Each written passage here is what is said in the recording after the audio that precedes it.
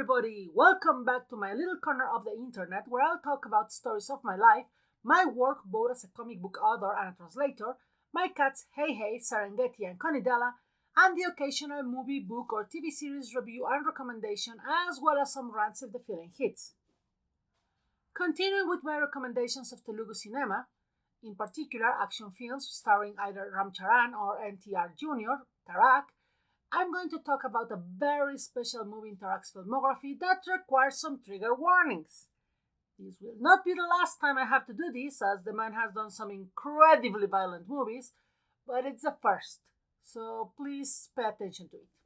The movie in question is 2015 Temper, directed by Puri Janagat and written by Bhaktam Basmi, which names I hope I didn't butcher, and it's a very interesting case of copaganda that at the same time puts an interesting spin on the one good cop against the corruption of the system, which is a very old and tried trope, and they put the spin by making the main character the corrupt officer.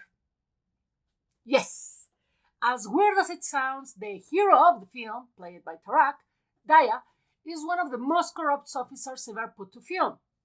Of course, the fact that I call him a hero and the title card implies that he will get a redemption, but the how he gets a redemption, what makes him change his ways, when in the narrative it happens, and what happens next is what's really important, as Temper managed to stick to the landing in a way that not many villain redemption arcs managed to do so due to another very tried trope.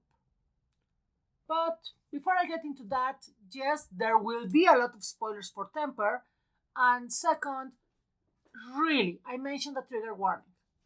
So yes, trigger warning for discussions of sexual assault, which in the movie is very graphic. With that out of the way, let's talk about Temper and the importance of a good redemption arc. Temper is another masala film, although unlike our last two examples, this time is a little bit more straightforward as an action film, with some comedy elements at the beginning, most of them thanks to the immense charisma of Tarak, the star, but if you are used to cop action movies from Hollywood, Temper will be familiar territory for the most part. It still has musical numbers, and it's still 3 hours long, and of course there are the little things I mentioned about trigger warnings, so be aware of that if you decide to stop the video here and go and hunt the movie to watch it without spoilers, which I do recommend because it's a very good movie. This is, after all, a recommendation. And the final twist, it's something to be experienced as a surprise, and unfortunately, due to the subject today, we are going to have to spoil it. Sorry about that. As I mentioned, the director was Puri Janagate, and Temper was the second collaboration between him and Tarak, and it actually came about thanks to Tarak, who read the script and pitched it directly to the director, as he thought it would be a great project to work in together. Besides Tarak, the cast includes Kajal Arwal, who had already played Tarak's romantic interest in 2 previous movies, Brindavadam and Badash, Prakash Raj, who also has had worked in many films opposite NTR Jr. and Ram Charan, and Posani Krishna Murali in a rare serious role for him, as he's usually casting comic relief characters. And I have to say right here, Posani Krishna Murali as Officer Murchi is one of the most lovable characters in the film. He carries the heart of the film for a long time, and he's one of the reasons why you do not want to strangle Daya. Now that we have talked about the production, let's go about the plot. And once again, this is the last warning for spoilers, at least for the first half of the movie. But yes, I will talk about the ending later. Daya is an orphan who, thanks to having raised it himself, decided that the best way to have a life full of luxury and respect would be to become the most corrupt officer possible.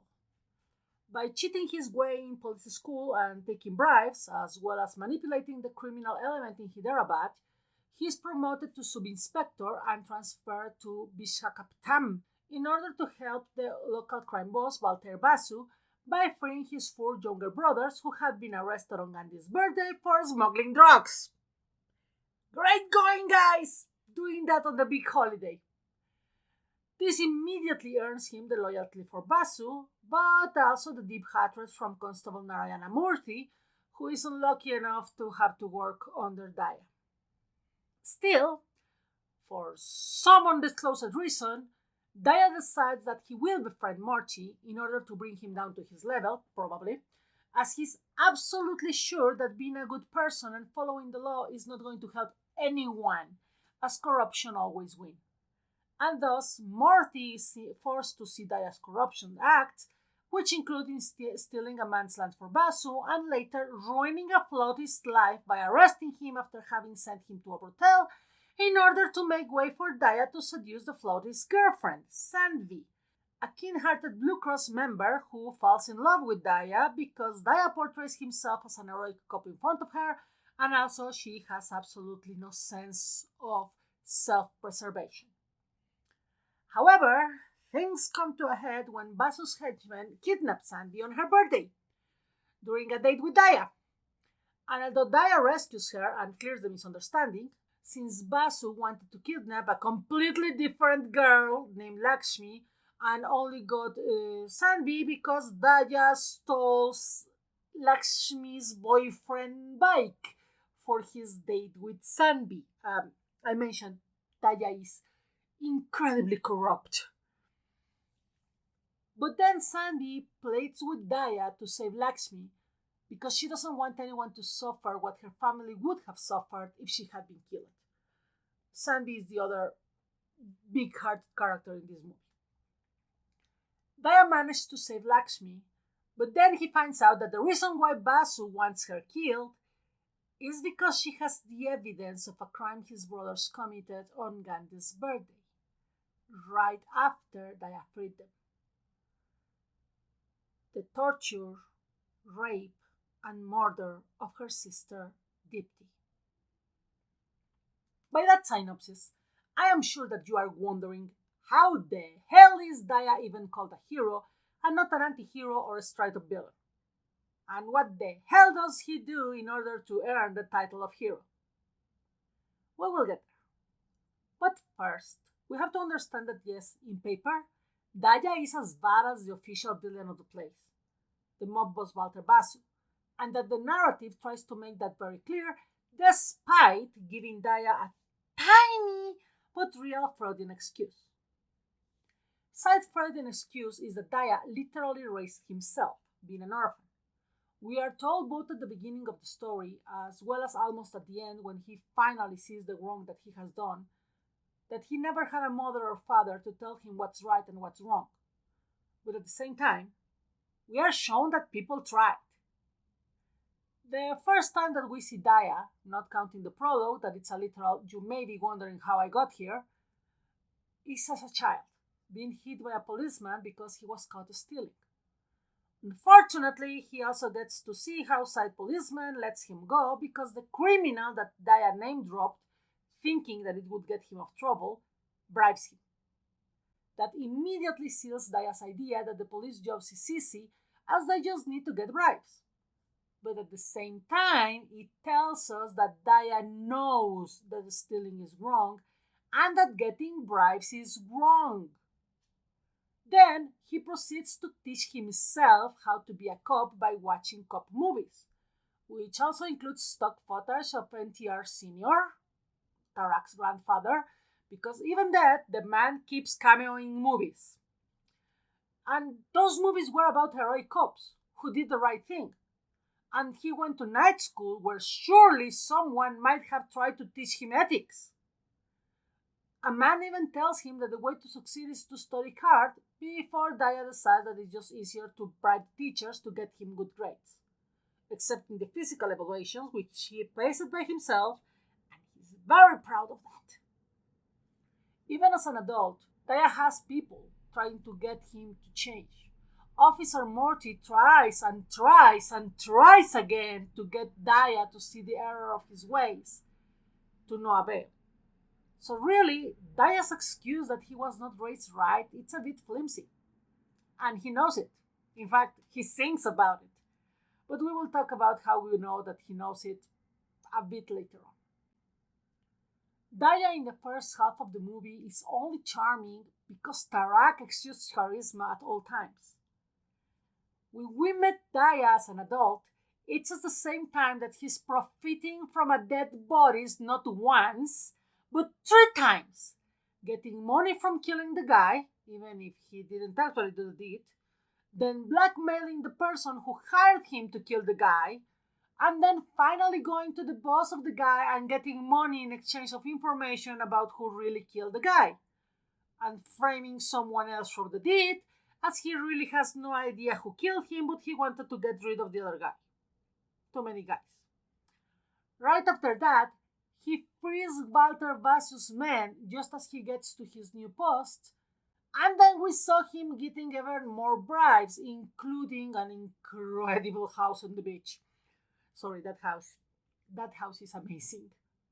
In short, Daya is a criminal, and not even one that does cute crimes. Even as he starts chasing Sanvi, he does it in the slimiest way possible, stealing the dogs from her kennel shelter and then pretending he saved them from Korean kidnappers, starting a war with Korea. So he claims. Yes, and Sanvi believes that. Sanvi has issues. So why is he the hero? Well, because once the movie has established him as the most corrupt cop possible, they also decide to work hard on giving him a good redemption arc that deals with something that many writers sometimes shy away from: the real consequences of the evil act and how one singular good act doesn't make for a full redemption. Which also goes hugely against the good old trope of death means redemption, which, in my opinion, is one of the laziest tropes when it comes to redeeming evil characters. So, let's talk about the big twist at the end. So, yeah, if you really want to watch Temper Unspoiled, this is the moment when you go away. Go, hunt for it, then come back. Everything starts changing for Daya when Sanvi is kidnapped by Vasu. By the time he does save Lakshmi, he even gives a great speech about how he is a hero, Vasu is a villain, and that is why they can't be friends, and so he will destroy his criminal empire. However, for everybody's deception, we find out that that was only him mouthing off for no reason. That's even said by him, that he has no idea why he told Vasu that. He still wants things to be the way they used to be. He still wants to play both sides. And this is what I mean by saying that one good action doesn't make up for everything evil that he did. He manages to convince Vasu to leave Lakshmi alone, as long as he managed to get the video evidence that Lakshmi has against Vasu's brothers. For Daya, this is as easy as trying to, send Lakshmi away with her mother and then disappear the city. However, just as they are leaving, Lakshmi calls him brother and begs him not to let their sister's killer go free. This is the actual moment when Daya changes and starts actively trying to be a better person, a better cop than he was before. Even as he denies it completely, even as he's trying to show that he's still the bad guy that he always was, and gets into a very good shouting match with Morchi about it. It is only then, after he has once again fought Vasu's men to keep the city with himself, when he watches it. And what he sees breaks him. Because the video showcases at least 2 weeks of rape and torture that Depti suffered at the hands of Vasu's brothers. And then, he had already realized that Depti's mother had been going to the police station for those weeks, trying to convince him to investigate her disappearance. and he just kept sending her away because investigating was hard work and he was not interested in doing that. The fact that they left his birthday party through by Basu to kidnap Depti makes it even worse because that's when Daya realizes that everything was his fault. Everything that happened was because he was not a good person. So then he chases Basu's brothers and sends them to jail, except that during the trial, a different corrupt lawyer managed to make the CD disappear. And by corrupt lawyer, I mean the DA that was supposedly going to help Daya to send the rapists to jail. We have an amazing musical number here. I have to say, Debuda is one of the most powerful songs in the movie, where he sings to the gods, asking why they didn't punish him before, and telling them that he is aware that he deserves punishment, that he was bad, that he knew it was doing wrong, and that even if the gods did not punish him then, they should punish him now because he deserves it.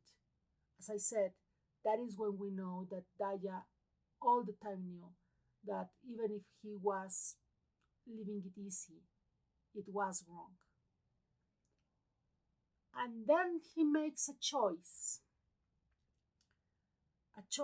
to make sure that the rapists will be punished, and they will be punished legally and not by vigilant justice.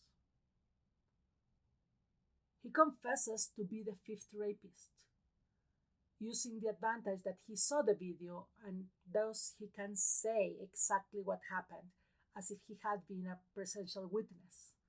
And no one doubts him because who would lie about being a criminal? Even more so, he goads the judge so much that not only the judge condemns him and the four real rapists to death, he also orders that the execution will be done the very next day. No time for an appeal. At this point, we can't believe that this will happen. As I said, it was a lazy writing. Daya dies, he dies a martyr because he did one good act to balance all the other bad things he did, and then he dies, and no one has to worry about anything ever again. Except Daya doesn't die. Thanks to a last-minute discovery that Lakshmi had made a copy of the CD, his lie is discovered, but the rapists still are found guilty because now we have actual video evidence. He asks permission to execute them with his own hands, and he gets it, because this is still a masala movie. But then it's made clear that the job is not over. Sure, 4 rapists are gone, and so is Vasa's criminal empire. But at the end, that is not enough for Daya. Every day, he has to keep working, keep showing that he has really changed, that he now is really the good cop that Lakshmi and Sandvi thought him to be. We see part of this in a montage where Daya is now the best cop possible, and there is a dedication to all the police officers who do their job. But that's where the movie ends, with the promise of more work, with the message that redemption is not a one-off, but constant work to prove yourself that you have changed, that you are better now, and also that sometimes people have the right not to forgive you, no matter how much you have changed, because the damage was still done.